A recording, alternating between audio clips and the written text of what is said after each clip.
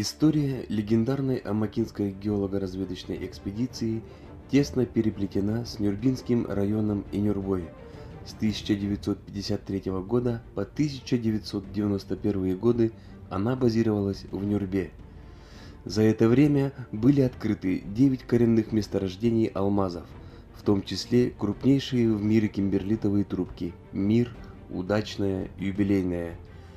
Уникальная по содержанию алмазов трубка Айхал и 6 рассыпных месторождений алмазов, среди которых Эбиалях, где разрабатывается около десятка промышленных россыпей.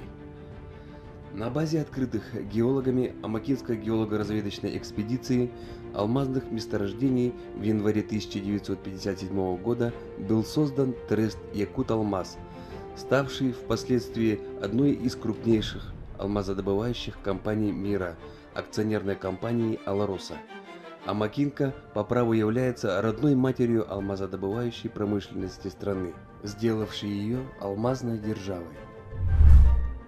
7 августа 1954 года экспедиционной группой под руководством Георгия Хаимовича Фейнштейна найден первый алмаз на реке Вилюй на косе, позже названной Соколиная, недалеко от села Крестях Сунтарского района.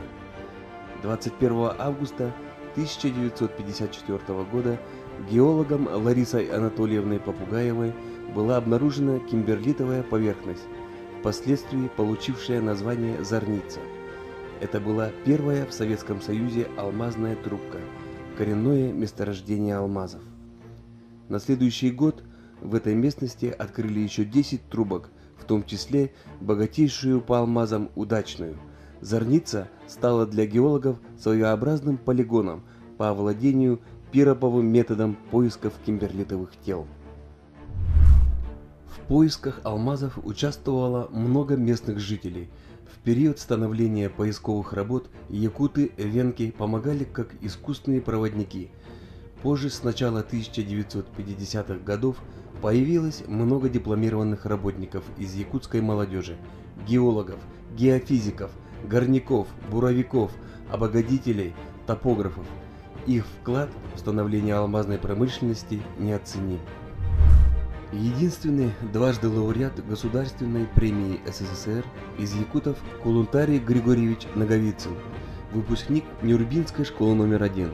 После окончания Ленинградского горного института с 1958 года начал работать в Амакинской геолого-разведочной экспедиции в должности горного инженера. Непосредственно участвовал в открытии и разведке коренных месторождений алмазов. Пользовался непререкаемым авторитетом среди всех, от простых рабочих до высокого начальства. В экспедиции также работали его жена Нина Наговицына, родная сестра Светлана Григорьевна Николаева с мужем Лазарем Ильичем Николаевым. Семья Наговицыных-Николаевых по праву пользовалась большим уважением среди коллег и являлась гордостью земляков. Георгий Дмитриевич Балакшев, заслуженный геолог ЯССР, лауреат премии Совета Министра СССР, кандидат геолого-минералогических наук, заместитель генерального директора производственного технического объединения «Якутск-геология», тоже вышел из Амакинки. Он по праву является легендой Амакинки.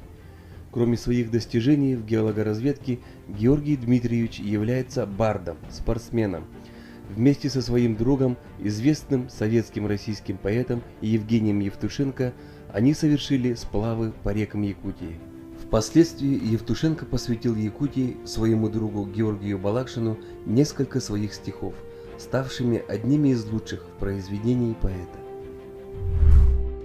В Амакинке жили и работали представители разных национальностей с разных уголков необъятного союза. С Москвы, Ленинграда, Белоруссии, Украины, Казахстана и других. Были среди них и представители знаменитых семейств. И одна из них, Юлия Карловна Плесун, Карева, являлась правнучатой племянницей самого Дмитрия Ивановича Менделеева. И неудивительно, что семья Каревых жила в Нюрбе именно на улице Менделеева. 13 июня 1955 года открыта алмазная трубка «Мир».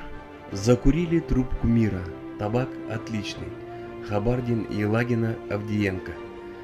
Открыто по прогнозной карте, составленной геологом Натальей Кит. Геологами геолого-разведочной экспедиции Юрием Хабардиным, Екатериной Елагиной, Владимиром Авдиенко. 15 июня 1955 года отрядом геологов под руководством Владимира Николаевича Щукина открыта вторая крупная трубка «Удачная».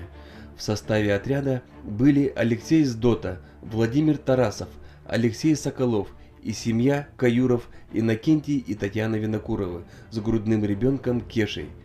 Впоследствии это Иннокентий Иннокентьевич Винокуров, ученый, хирург, фтизиатр. Длительное нахождение экспедиции в Нюрбе в центре Вилюйских сельскохозяйственных районов сыграло значительную роль в составлении национальных кадров, инженерно-технических работников геологической отрасли.